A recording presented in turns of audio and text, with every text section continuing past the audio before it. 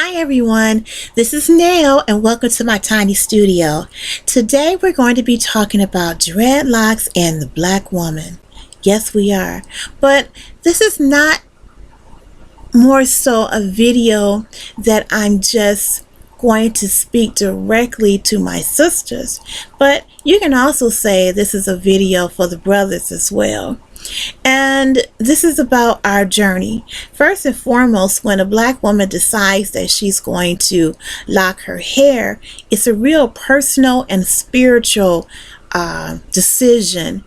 And it's a journey that doesn't start overnight. It's a journey, it's an emotional journey, it's a mental journey, it's a journey of contemplation that takes time.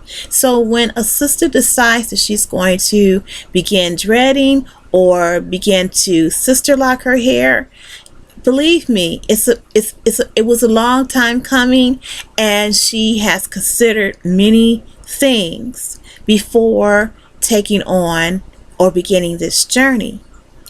However, for single sisters, sometimes this journey can be a little difficult because there are some men who do not take kindly to women wearing dreads. It could be because of the misconceptions that they have about dreads. It could also be because they're unfamiliar with the natural hair journey of a woman who is a dreadlock diva. That could be it. Or it could be a prejudice that a man could have, and perhaps all of his life he has been indoctrinated with the fact that black women have to wear their hair straight, or fried, dyed, laid to the side, or braided with a cap on and a wig, pieces, falls. I don't know, but I do know that when you see us represented on television, or in the movies, 9 times out of 10, that woman is not going to be a naturalista. Now, there are some shows, series, or TV shows and films that proudly showcase black women wearing natural hair. But overall, in general, not really. I mean, I don't see it. And especially dreads, natural dreads, I really do not see it too often. Representation as sisters out here wearing dreadlocks. And a lot of women, black women, find that some men, or the men that they become interested in or curious about, that these men do not find them attractive or sexy or appealing because they have dreadlocks. Now, I understand that for men, and I can only speak about what I know, so I can't talk about white men. I'm going to have to talk about my brothers. Now, I do understand that the culture that we live in today, women's hair or women's bodies have become subjective.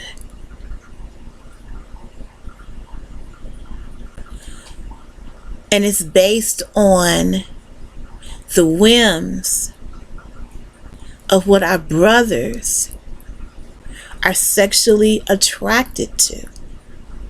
And that's why you see a lot of black women who are getting their butts augmented, you know, those big old bubble butts, and then huge extra large boobs. That's why we see that, but really the butt part. I think the reason why we see so much of that going on, the BBLs, is because we as women are trying to cater to the lust of our men.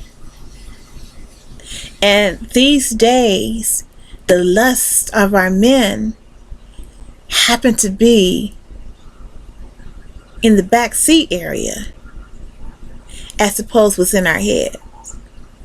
Now, I do understand, I do know that men are creatures where they're visual creatures. I understand that. And I understand that we women, that we're visual as well, but our vision comes from our heart and what we feel and what we discern about a person before we become involved with them. So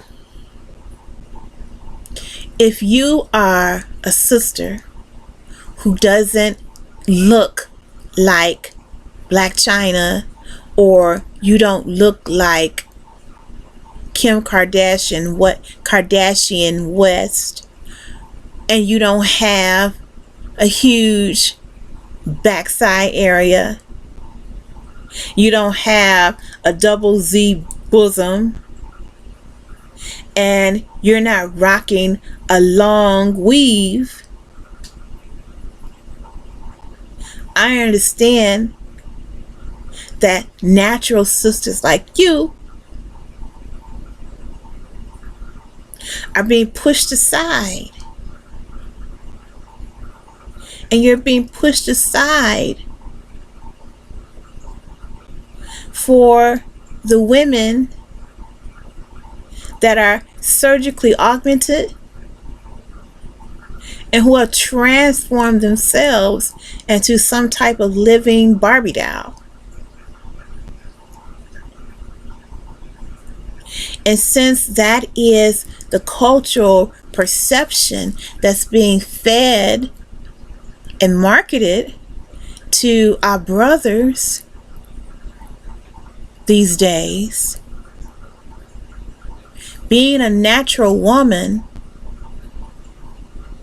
and you're single and you're trying to find someone to spend time with, I'm sure it can be frustrating, maddening, irritating.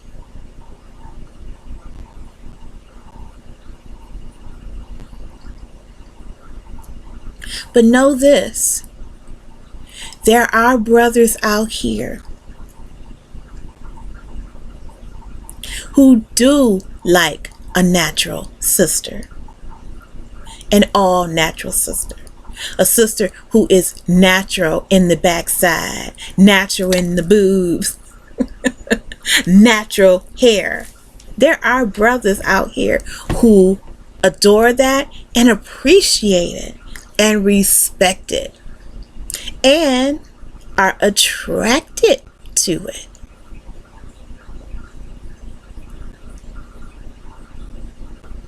They're out there. But I understand the feeling. When I decided to put in my locks, I had spoken to my husband about going on this journey for maybe about 10 years. So I if you recall in a previous video, I've been going around and around the mulberry tree when it comes to wearing dreadlocks for a very long time, for over 20 something years, if not more. And since I was already in a relationship and married, I asked my husband what he thought. What were his thoughts on my going on this dreadlock journey. And guess what? He was against it. Girl, he was like, come again? You want to wear dreadlocks?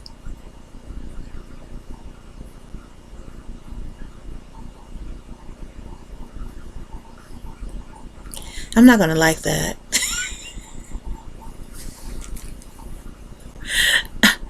And I remember how I felt.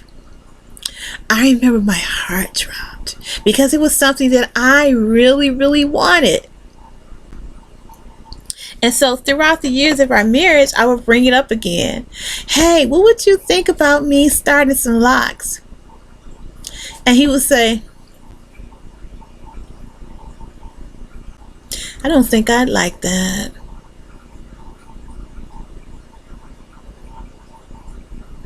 And because I love my husband, and because we had a healthy marriage and a healthy bedroom life, you know, I didn't want to do anything to rock that boat, you know? I didn't want to do anything to make myself, you know, less attractive to him. I didn't want to, you know, pull the curtain, so to speak, on my own love life inside of my marriage. I didn't want to do that. So I put it off. But I had this dreadlock envy that was just this passion for it that just continued to burn. And when I began to dream consistently of myself looking as I do right now, I kind of knew that the divine was telling me something. The divine was telling me that it's time to take that step. It's time to honor yourself. It's time to be a revolutionary. And if he loves you, he's going to jump on board.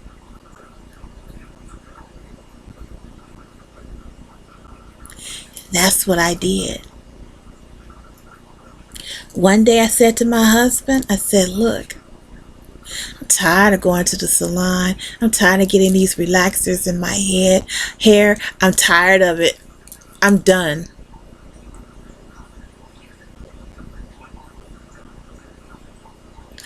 I am going to start locking my hair. So he looked at me and he was like, what? I said, I'm done. This is it. I'm going to start locking my hair. I don't think I'm going to like that. Okay.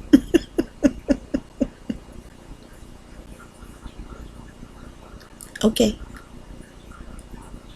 Let's just try it. Let's just try it and see. And he was like, no, let's not try it and see. I said, let's just try it.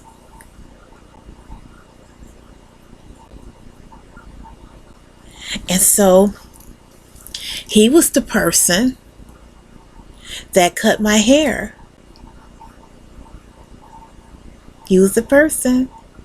Because since I had a relaxer in my head, and I wanted to just start fresh, instead of just letting my relaxer grow out, I just cut my hair.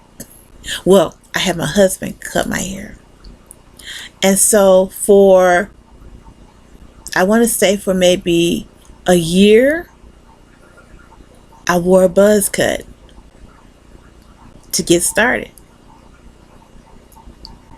And to put myself in that frame of mind to begin locking my hair.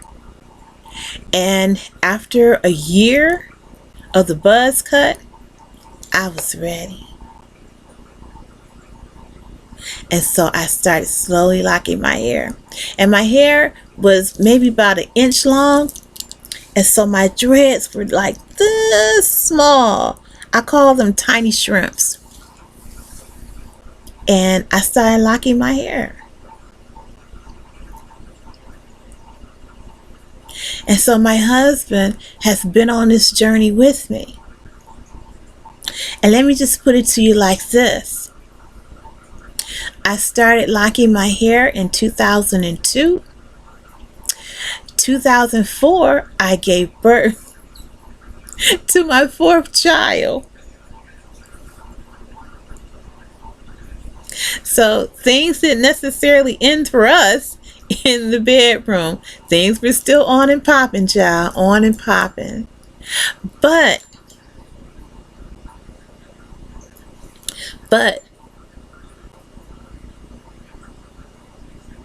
I think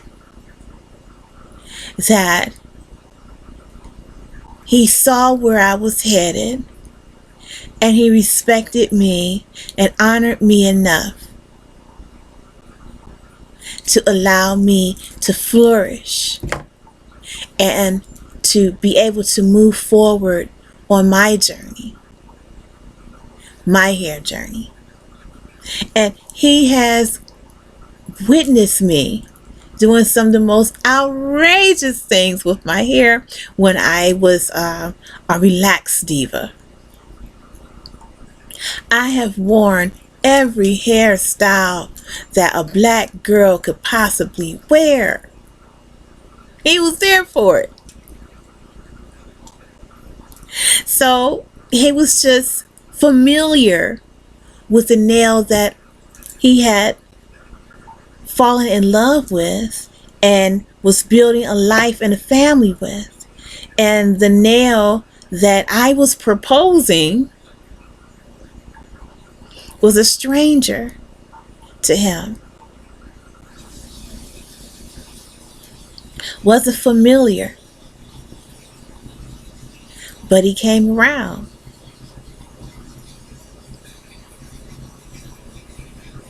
And now he oils my scalp, counts my locks. He likes to put his hands in them. He likes to smell them. Sometimes he likes to tug on them. All of that.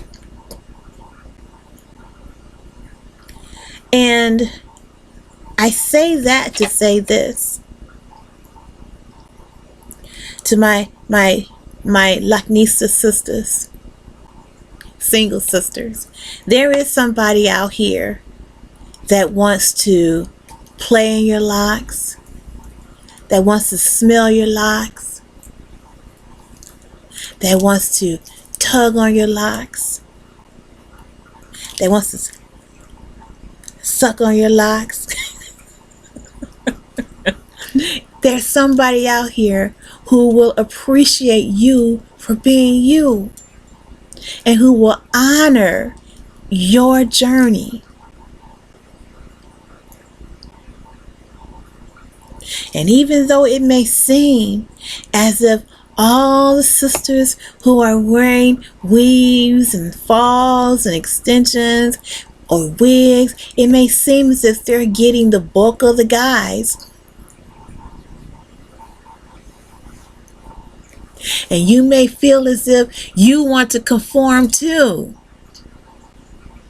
And you may begin to feel as if, well, I need to do something. So let me cornrow my locks and put a stocking cap on and put a wig on.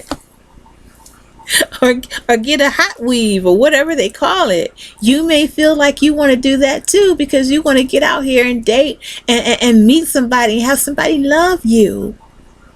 But what's more important, sisters? You want someone to love you for you. All of you. The real you. And if the real you is this,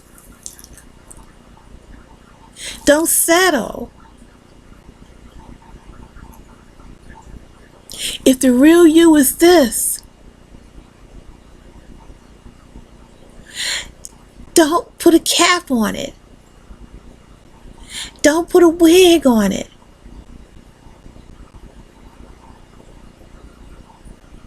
If a brother can't accept you and your divineness, then he doesn't deserve you. And I know that's easy for me to say because I have a husband who just loves my locks. But it didn't always start out that way.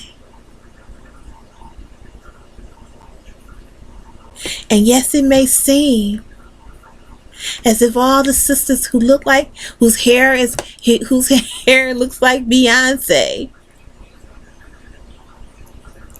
or all those other sisters who you see on television who are wearing the weaves and extensions and all of that stuff, it may seem as if they are getting all the play. But trust me, it's a brother out here who see you and who appreciates you and who respects you and really, really, really, really is into the fact that you don't need all of those trappings to be the woman that you are. Who sees that you are confident and that you have a healthy self-esteem and that you love who you are. There's somebody out there who sees that. There's a brother out there looking for you. Just be patient. And he'll slide into your DM.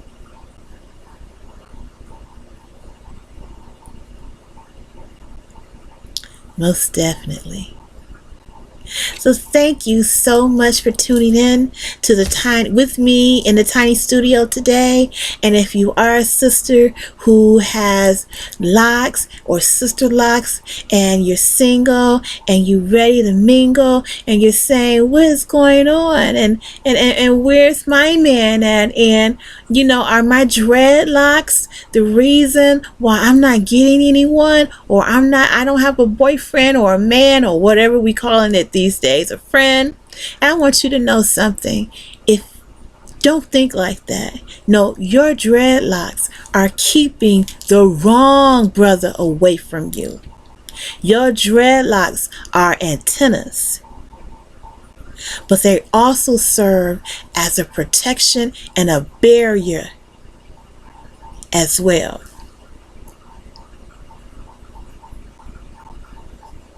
The right man is going to come along and he's going to see you, and not only is he going to see you, he's going to understand your journey.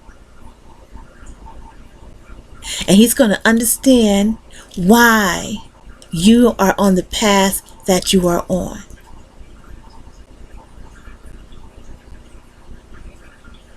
And he's going to scoop you up, girl, like some chocolate ice cream with pecans in it.